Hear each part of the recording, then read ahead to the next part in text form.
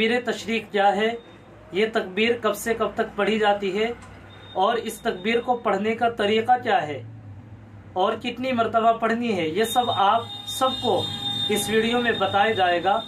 جو بھی میرے ویورز، ہمارے بھائی، ہمارے بڑے، ہماری خواتین، ہماری مسلم بہنیں جو بھی میری ویڈیو دیکھ رہی ہیں یا دیکھ رہے ہیں، آپ سب کے لیے یہ ویڈیو بہت ہی فائدہ مند ہے۔ آپ ویڈیو کو آخر تک ضرور دیکھیے گا۔ السلام علیکم ورحمۃ اللہ وبرکاتہ۔ سامعین کرام، امید ہے آپ سب خیر و عافیت سے ہوں گے۔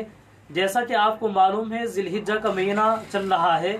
اس ذی الحجہ کے مہینے میں ایک تکبیر پڑھی جاتی ہے جس کو تکبیر تشریق کہتے ہیں، اور یہ تکبیر سب کے لیے پڑھنا واجب ہے، چاہے جس پر قربانی واجب ہے وہ بھی پڑھیں گے، اور جن پر قربانی واجب نہیں ہے ان کو بھی یہ تکبیر پڑھنی واجب ہے۔ اور یہ تکبیر ہر فرض نماز کے بعد 5 دنوں تک پڑھی جائے گی، یعنی 9 ذی الحجہ کی فجر کی نماز سے لے کر کے 13ویں ذی الحجہ کی عصر کی نماز تک یہ تکبیر پڑھی جائے گی۔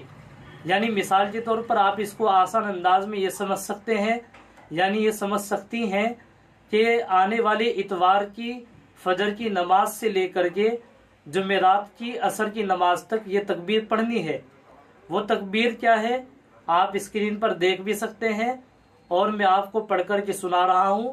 آپ میں سے جو پڑھنا نہیں جانتے یا نہیں جانتی ہیں وہ سن کر کے یاد کر سکتے ہیں اس کو، بہت آسان تکبیر ہے۔ وہ تکبیر یہ ہے جیسا کہ آپ اسکرین پر دیکھ رہے ہیں: اللہ اکبر، اللہ اکبر، لا الہ الا اللہ، واللہ اکبر، اللہ اکبر، وللہ الحمد۔ یہ تکبیر ہر فرض نماز کے بعد، 5 نمازوں کے بعد ایک مرتبہ پڑھنی ہے۔ مرد حضرات کو تیز آواز سے پڑھنی ہے، اور خواتین ہماری مسلم بہنوں کو آہستہ سے پڑھنی ہے۔ جہاں وہ اپنے گھر میں نماز پڑھتی ہے تیز آواز سے ان کو یہ تکبیر نہیں پڑھنی ہے۔ دوسری بات یہ ہے کہ بہت سی مرتبہ ایسا ہوتا ہے ہماری نماز چھوٹ جاتی ہے۔ اگر ہم میں سے مرد حضرات کی کچھ رکعتیں نکل گئی فرض نماز میں، امام صاحب نماز پڑھا رہے ہیں اور کچھ رکعتیں ہماری نکل گئی ہیں، اس کے بعد ہم نے اپنی رکعت پوری کر لی، سلام پھیر دیا، پھر اس کے بعد ہمیں درمیانی یعنی مناسب آواز میں یہ تکبیر پڑھنی ہے۔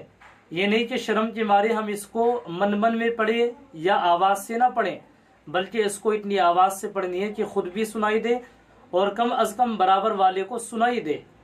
اور خواتین کی اگر کچھ نماز نکل جاتی ہے، خواتین بعد میں نماز ادا کرتی ہیں، تو نماز قضا ہو جانے یا نماز نکل جانے کے بعد بھی نماز پڑھنے کے بعد یہ تکبیر پڑھنی ہے۔ ایسا نہیں کہ نماز اگر نکل گئی تو یہ تکبیر نہیں پڑھنی ہے، بلکہ نماز اگر چھوٹ بھی گئی ہے تو نماز پڑھنے کے بعد پھر بھی یہ تکبیر پڑھنا واجب ہے سب کے اوپر، چاہے قربانی ہو یا قربانی کا ارادہ نہ ہو۔ جس کے اوپر قربانی واجب ہے وہ بھی یہ تکبیر پڑھیں، اور جن کے اوپر قربانی واجب نہیں ہے ان کو بھی یہ تکبیر پڑھنی ہے۔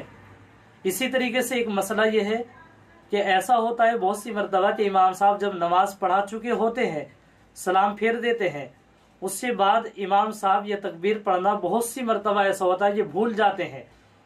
اب مقتدیوں کو چاہیے جو پیچھے نماز پڑھ رہے ہیں ان میں سے کوئی یا سب کے سب تیز آواز سے پڑھنا شروع کر دیں، تاکہ امام صاحب کو بھی سمجھ میں آ رہا ہے اور یاد آ رہا ہے۔